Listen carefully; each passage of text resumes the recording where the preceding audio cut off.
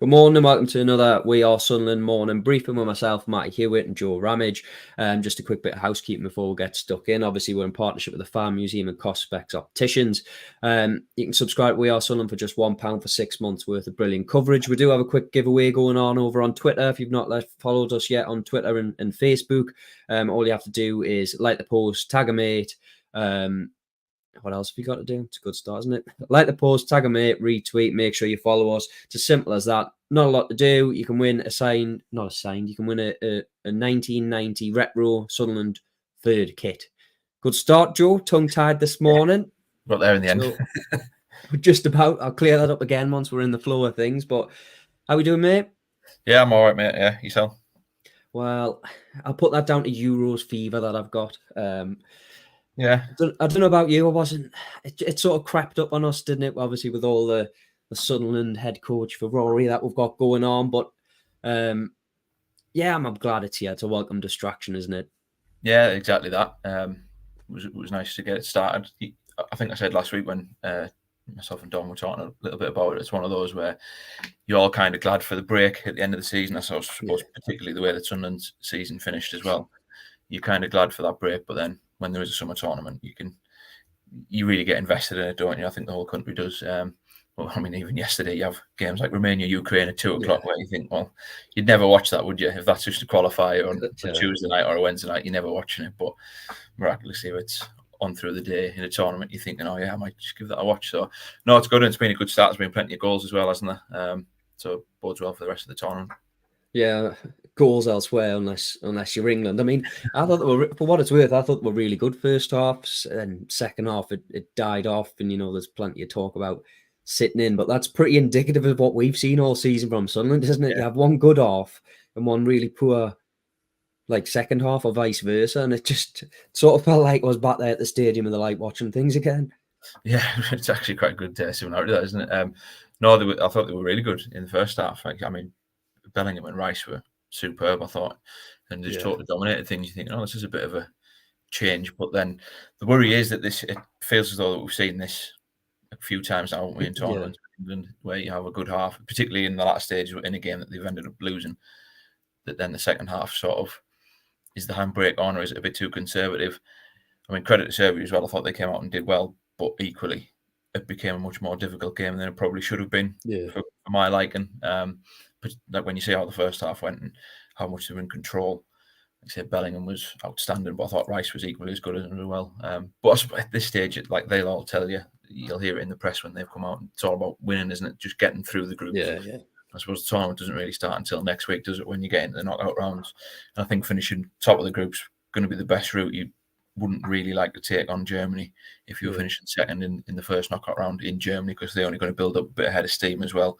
You would expect after their opening day when over Scotland. So, yeah, winning the group is going to be important. And then just seeing how we go. Obviously, France will be coming along at some point if you win the group. Watched them last night. Thought they were decent. I was impressed by Austria as well. I don't know about you. Austria were really good. I think they're a team that England could potentially face, one of the third place teams, if that was the way that it was to work out. But I don't know. I actually almost think Austria could finish second ahead of Holland at the moment. Yeah. That's the thing, isn't it? There's so many.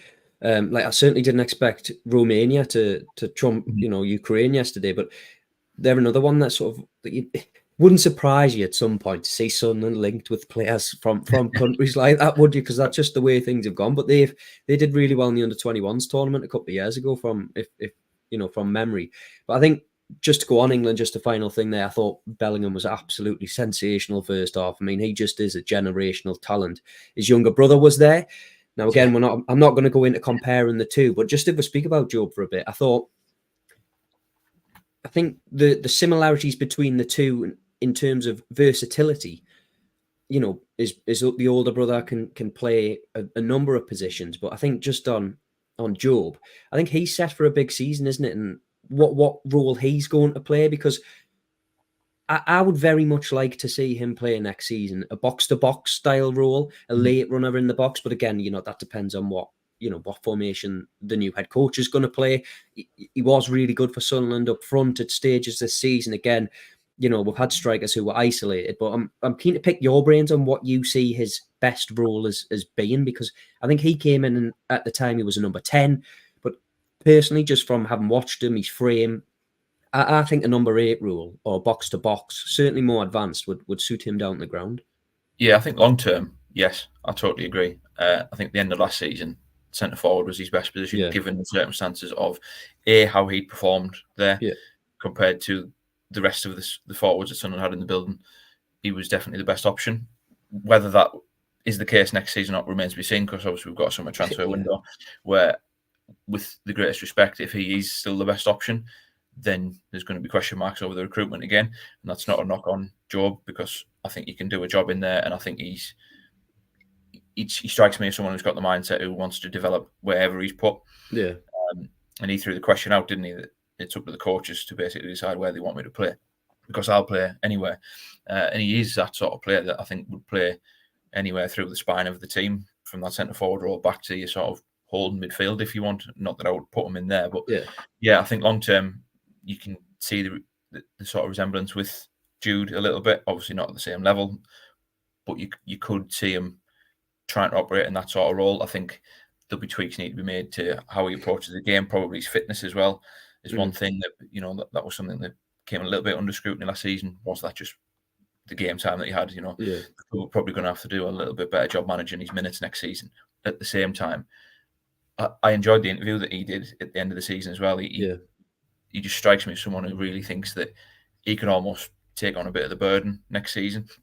If you think like what Clark did last season, after players had gone, he just went and really took charge of everything. Now, I'm not saying that Jobe's going to come and score 15 goals and grab a few assists, but at the same time, I think what did he get? 7 goals, 1 assist this season.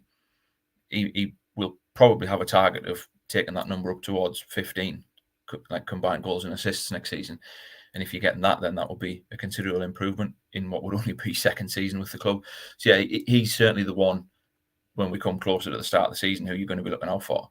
It'll be him, because I think he showed, certainly in the first half of last season, he showed a lot of promise, and he was undoubtedly the best recruitment. I mean, I did a piece over the weekend. I think he played 88% of the minutes.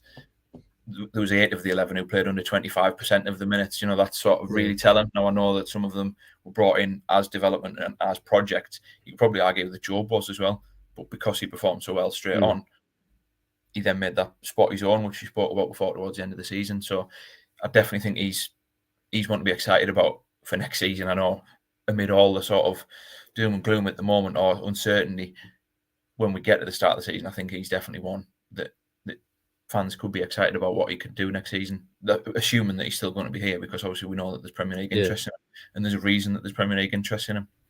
I ran through the stats. I've done a stats piece where, in his age bracket, he's top of a hell of a lot of metrics, and clubs look at those numbers. That's why there's interest in him in his services. Crystal Palace have got their recruitment pretty spot on over the last couple of seasons. Some of the players, just look at the England squad we've been talking about there. There's plenty of representatives from Crystal Palace in there. Brentford, another team who've done things the right way when they got promoted, how they got promoted, with players, young players, perform well in the Championship and taking them up. There's a reason why clubs like that are looking at someone like Jobe. So that is it's a big plus for Sunderland. And if he is still here at the start of the season, he's definitely one that Sunderland should be excited about what he can do next season, because I do think he'll improve. I think you're right to reference the mentality of both of them. Like, Jude's in the stratosphere of his own, as Mike Dodds told us towards the end of last season, but Jobe's is equally impressive. And we've spoke at length about how he looks like a player who plays beyond his age. You forget how young he is.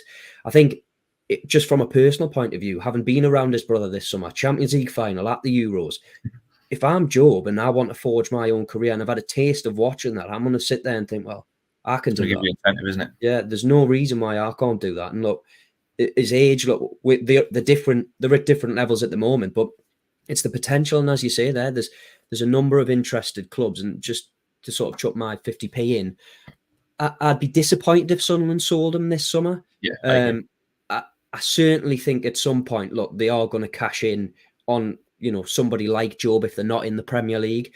But for me, the potential he's got, and we saw that last year, that look, it felt at times maybe he was a little bit scapegoated, but I understand it because he's performed so well at such a young age.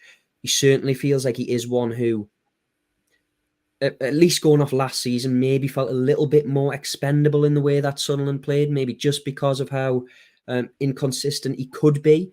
But tell you what, when he was on it, he was on it. And as you say there, the club's interested. You saw Adam Wharton's rise from Blackburn to Crystal Palace, now in the England side. When I watched England against Bosnia at St James's Park before, wow, what a player he is. And it sounds ridiculous because, look, he hasn't played a lot of, football at the top level, but there was passes that were coming around the corner. His first touch pass into Harry Kane was brilliant. And if Jobe is to follow a similar path or a similar trajectory, then what a player. Like, Sunderland have a real talent there. And as you say there, I think next season, but he's been at the club, but he wants more. He can be a real asset next season. Yeah, and like I say, I just think he will. I think he will take that responsibility and he will shoulder a little bit of that. I mean, look, I'm not going to say that he's going to become like Jude. I think that's sort of 1 in a million sort of thing in terms of what he's doing. But there's no reason. I don't see any reason whatsoever why he doesn't get to the Premier League, and potentially then how he does it. Someone like if he was to go to a Palace or a Brentford, say, a couple of decent seasons there, then you could work your way up the ladder there. And obviously he's played England, represented England at youth levels, under 20s recently out in Croatia as well. There's no reason to suggest that doesn't continue into the 21s, and then the way that England are doing things since Southgate came in down the line as well. You've just mentioned Wharton has been another one. It's you wouldn't necessarily bet against him progressing through those England ranks into the senior team as well. So plenty to be excited about, but that is obviously a long way down in the future, and he needs to build on what he did certainly in the first half of last season. Yeah, and Andy's got in touch to say, when are we getting things sorted? Well, let's get straight into it then. I mean, we'll touch on Friday because Frank Lampard, his name was bandied about a bit, then ruled out, never been in sort of the conversation, but it's interesting, isn't it? Because we're at the stage now where names are coming out of the blue. I think Didier Degas was somebody that was mentioned. René Maric still, he's yet to sign at Bayern Munich, and Sunderland have watched him. Make of that what you will. We're at the stage now where there's perhaps more uncertainty, given the fact that there aren't names in the public domain. I mean, Marty Cifuentes is somebody that's been repeatedly linked. Personally, I don't think Sunderland are going to pay the compensation for that. I've said in the past that it will be a real statement if they do. But the Lampard stuff and the Lampard developments were pretty interesting. Yeah, it came out of the blue, didn't it? And it just sort of amidst things going a little bit cold, if you will, after the Rosinha, after he sort of distanced himself from it. I know he was still linked with it. And I said last week as well, what you said there would show intent. I almost feel as though it got to a point where, do they think they have to do something like that now just to try and start building some bridges? With that said, there's been no sort of communication in terms of the fees being agreed or anything like that, which would suggest if it is going to be him, there's still a hell of a long way to run in that process, which is now casting doubt for my own self, because I know in our piece where we were given verdicts, I said it could be him, just simply based on I think that they could have gone out and shown some intent in getting someone out of a club.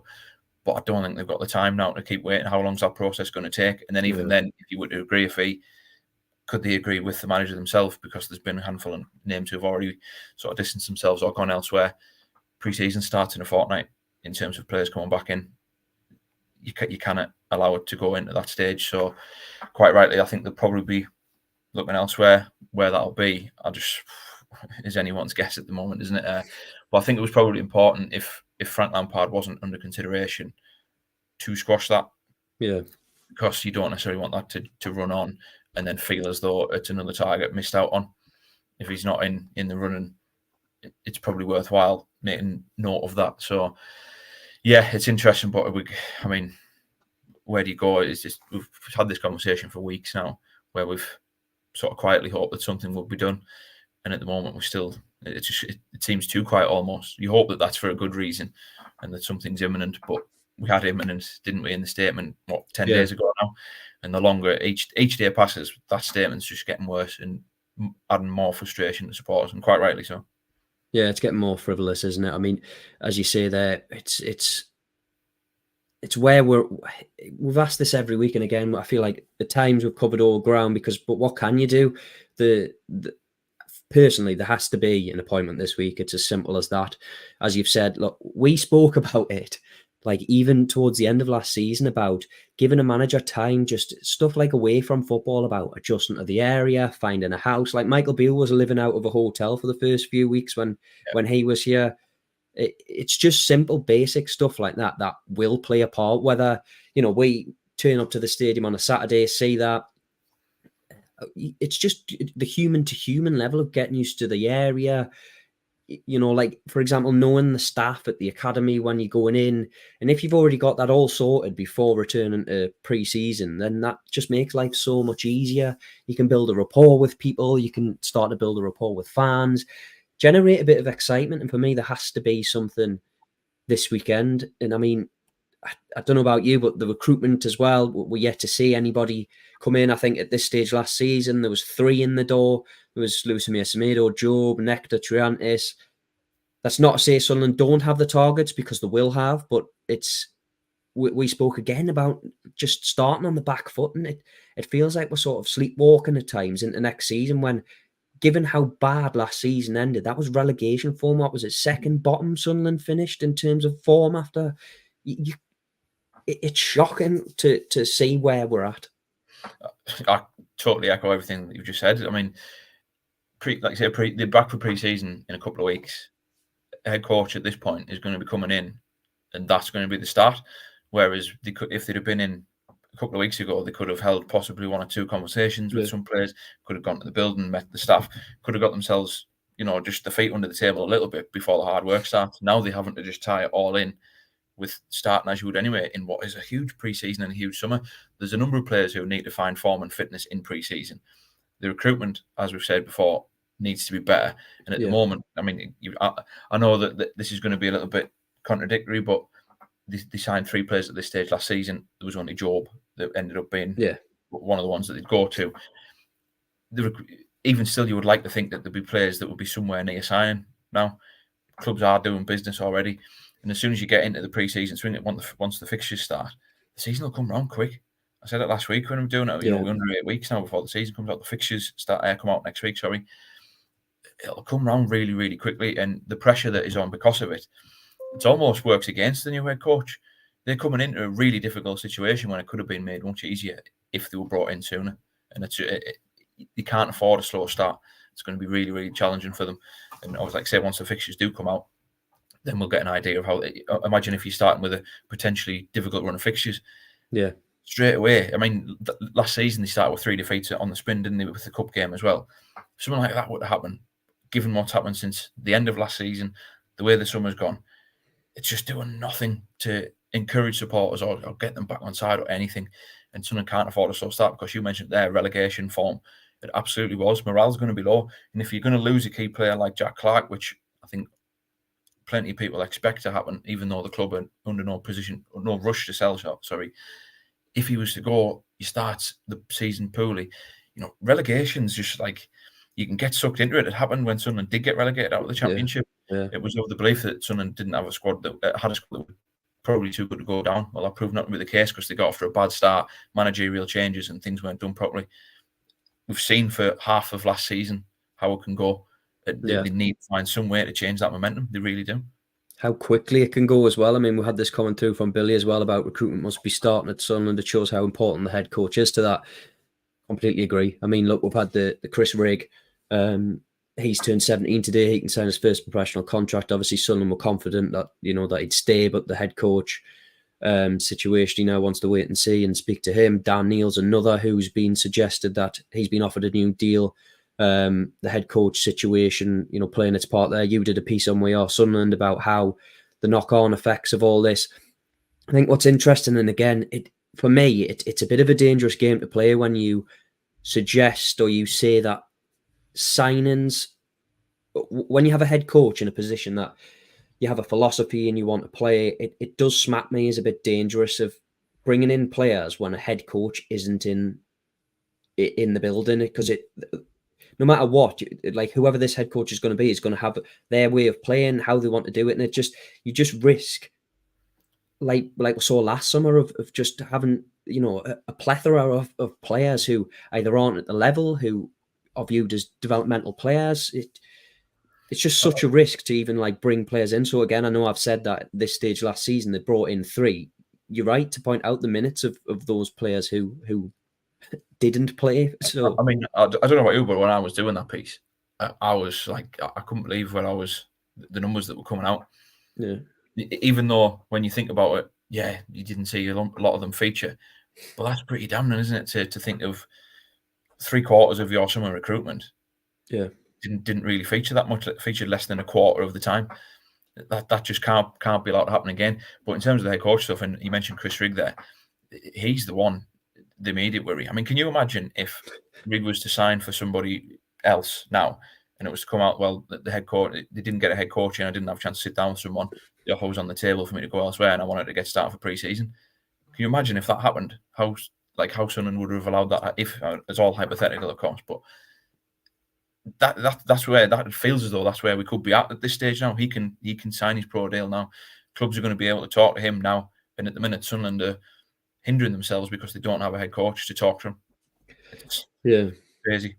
It's worth saying that any prospective clubs would need to pay compensation fee, and it would likely go to a tribunal, etc., to determine his worth.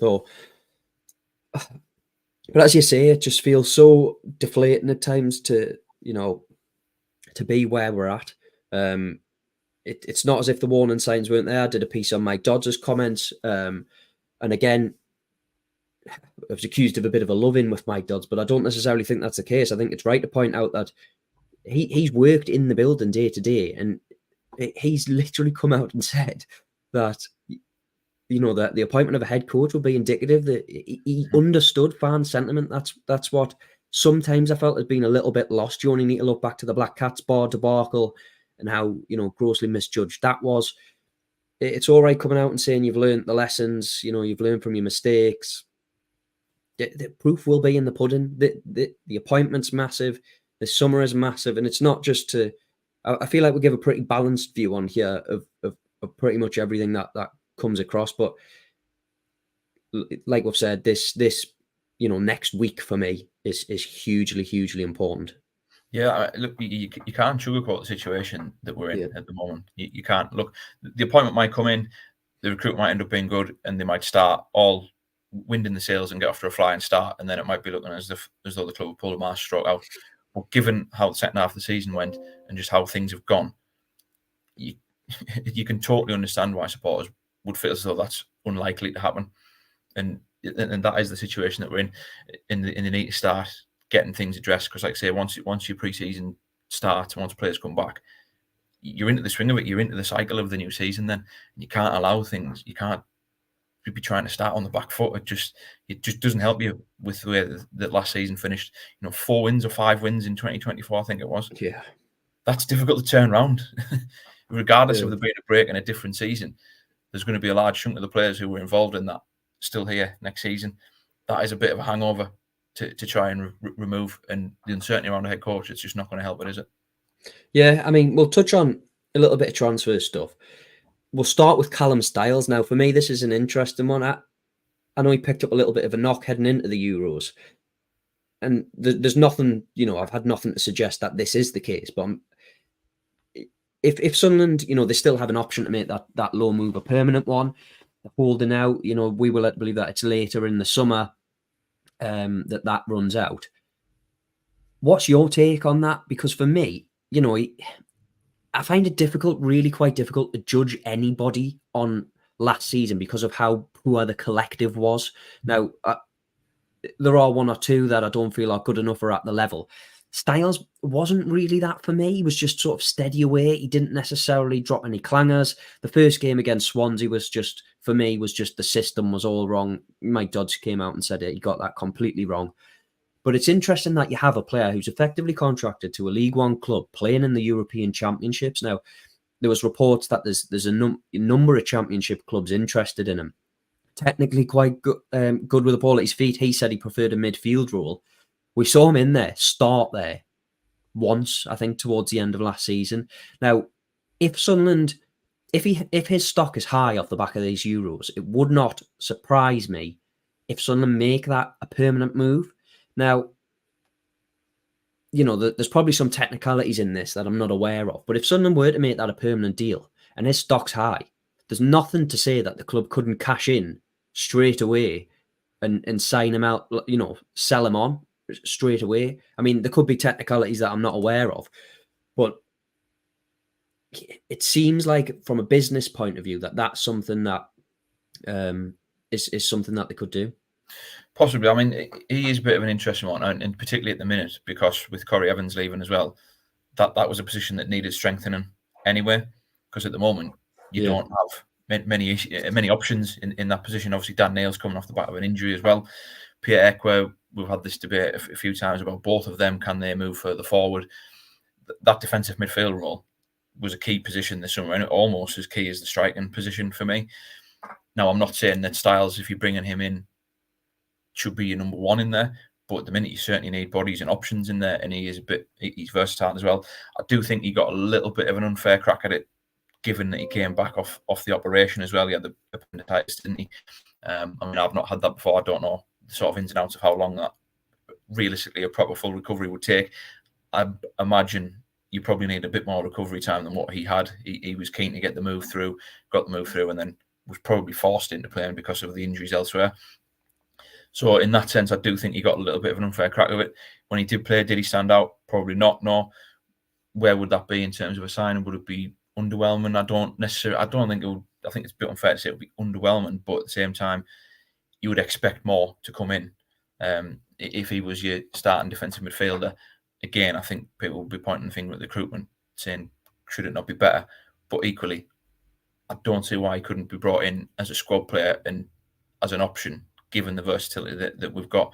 And I mean, at the end of the day, he's an international that's starting. I mean, he's at the European Championships, isn't he? And I wouldn't be surprised as well if Championship clubs did come in from this summer, even off the back of what he did with Sunderland. I mean, the character and, well, not the character, the sort of background to him and the appearances that he has at the second tier is something that the club sort of stressed in the final few weeks of the season, that's what they're after, that sort of experience, not necessarily grey hairs as you know, predecessors have put it, but that remains something that needs addressed this summer, and it'll be hugely important to get that right. Throughout the spine, that as well, though. We've spoken about the recruitment last summer.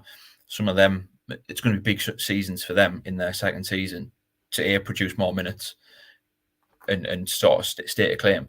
But the recruitment, you've got to bring players in who you think are readily available to go straight into a starting squad, and a squad who should be pushing for promotion. That is your first sort of line on the transfer sheet. Is this player ready to come straight into a side who can compete for promotion? Because if they're not, then I'd argue that Sunderland should be looking elsewhere. That has to be where the core of their recruitment is focused around this summer. And I'm talking about that number 6 position and the striker in particular.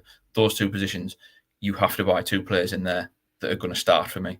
Because definitely. The key areas, Sunderland have, like I say, with Corey Evans gone, they've lost a big experience head there. Could he have come back in this summer and offered a little bit of an option? We know how important he was around the dressing room. So you've lost a key head there. Neil, again, with the injury, does he want to play further forward? Ekwe further forward, possibly. And then the striker obviously put the ball in the back of the net. Those 2 positions, you've got to get an experienced player who's going to come in and start. That absolutely critical for me, those 2 positions, that they are ready-made starters in the Championship of a side who can finish in the top 6. If it's not, then you can easily see the sort of same issues that we've had last season coming ahead again. Yeah, I just completely echo that. I mean, I'm not going to go over it again because you've just taken the words out of my mouth, so that's nail on the head. Interestingly, we'll just sort of bring it back to the piece that you did on the players who came in last summer. Obviously, aside from Jobe, who do you think is best positioned to kick on? From the end of last season, I'd argue Adil Al-Shish has the most, has the highest ceiling from what I've seen of what he can bring. He is, inconsistent. Like, there are signs of great flashes, good moments there. And again, he's now had a full year of adapting to English football. Aside from that, it's a bit of a struggle, isn't it? Yeah, I mean, Jens Sale showed some signs of he's obviously going to be hindered. He's probably not going to be back until around about the new year, is he, with the injury that he picked up, which was unfortunate. But he showed some signs that he could make the step up and at some point possibly be the succession plan for Dan Ballard. Is that been a little bit of a stretch? Again, you need to nail down his position. He was at the centre back and the right back. He was shifted around, wasn't he, just to sort out with injuries. So him possibly when he's fit or how he comes back. But then I agree, Al-Shish is probably the one where you think that there's something about him, isn't there? I mean, his youth levels at international stage and tournaments, there's got to be something about him. I mean, clubs like Arsenal were interested in him as a teenager. You don't necessarily get that if you don't have something about you. Is it attitude and application? That is something that you hope 12 months in the North East and first year in the Championship will he'll have accustomed and acclimatised to things like that. I think he's one that the club are probably going to turn to and say that, look, we need more from you, rather than yes, they can say that to all of them, but I think he's got a little bit more experience elsewhere where they can turn to him and say, look, we need a bit more from you. If you were to go to Hamir, while yes, they need more from him, but if you were to then pile that pressure on him, that could be counteractive, if you know what I'm trying to say. Yeah. I think Al-Shish is one where I don't want to call him a senior head, but just given the age and some of the experience that he's got, you'd be more inclined to go down that route and say, look, we need to put a little bit more responsibility on your shoulders this summer. And again, a lot will depend on who comes and goes. If Clark was to go, that might create space out left, which might create another space in the middle. Where does Al-Shish see himself? I mean, Rooston's another one as well. Is he going to go out onto that left-hand side? Because that was a talk for the second half of the season, wasn't it? Is he an out-and-out forward? Is he an inside forward from the left? He's another one that you're probably going to think, can we have more from next season? I mean, you're certainly going to need more of a goal return from him. A year in the area, trying to settle with his family over here now. He did look as though he was probably the best option of the four, didn't he, that came in last summer? If you can get a good pre-season behind him, can we expect a little bit more from him? Absolutely is going to be the case from inside the building. But they're key issues. I would say that they're probably the three after Jobe for next season. Obviously, Sealt's a bit of an anomaly because he's going to be out of action for half the season, you expect, which is then difficult. No pre-season behind them. But the other two, if they get a good pre-season behind them, you've got to expect them to be featuring more and offering more as well. Yeah, Rooston's a good one to mention, actually. I'd almost forgot about him due to his injury at the end of the season. But, the Tony Mowbray thing, he spoke about the language barrier. You'd like to think, again, that's improved, or at least has taken steps towards improving. And you saw his goal against Borough coming from a little bit more out in a wide area, not afraid to take a shot. I don't think we necessarily saw that a lot last season. Without going all 4-4-2 and Phillips and Quinn, of big man, little man, I'd actually like to see him play off somebody up front. I don't feel like we actually got to see different dynamics up top last year. We were very much, stuck in or structured to a 4-2-3-1 or a 4-3-3 of sorts. We didn't really see they obviously played that back five, 3-4-3 towards the end of the season, but we didn't really see somebody operating like really closely to a striker. I mean, Ross Stewart, when he was here, he did a lot of the work himself. I mean, you can point your fingers to where that blame lies. Does it lie with a striker needing to give more? Do they need to get more bodies round the striker? It's probably somewhere in between, but that's something that I'd like to see next year. You certainly saw Kiefer Moore, who was obviously linked. Be interesting to see what happens with him next summer, whether he moves to Ipswich, because you imagine at Bournemouth he's not going to stay there, is he? Yeah, but you could just see how someone like that would suit the Sunderland system. Exactly what you said there, to allow some of those players like a Jobe or a Rooston or an Al-Shish just in behind, just to sort of operate in and off them. When it's those as a sort of a false nine, as the term these days, it all just got a little bit confusing it. People, I don't necessarily think some of them necessarily knew where they were meant to be, what their out-and-out roles were. If you've got that sort of a Moore or a Stewart, again, it feels lazy to keep going back to Stewart, but at the same time, we'll probably keep going back to him until the striker player who mirrors the sort of abilities that he had, because that is what you lost. So that's what you're endeavouring to replace at the end of the day. If you had someone like that for them to play off, I think it would knit the front end of the pitch together so much more better than what we've seen over the course of certainly the last 6 months, but really throughout the season, because the forward issue was there from the start of the season, wasn't it? Outside of Clark, which was just cutting in from that left. And that would also just take some of the burden off him. Yeah. It would take some of the focus away from the defences from that side of the pitch. The amount of times that we saw 3-4 players teaming up on Clark, where you'd then think, oh, okay, there should be someone free, but it was never really a threat, was it? You need to have some sort of a threat on the other side of the pitch if he's drawn that many players over, if he was to still be here, for example. Yeah, I mean, again, I'll just echo that. I mean, we'll draw a line under things there because, we've got to crack on. We've got to see where the head coach takes us. Search takes us this week. Again, we're Sunderland being in partnership with the Farm Museum and Cospex Opticians. You can still subscribe over on our website for £1 for 6 months worth of coverage. We do have a quick competition going away on Facebook and Twitter. All you have to do is share the post, make sure you're following us and tag a mate. Then we'll be picking a winner on Friday. Thanks again for joining us this morning. We will catch you later in the week.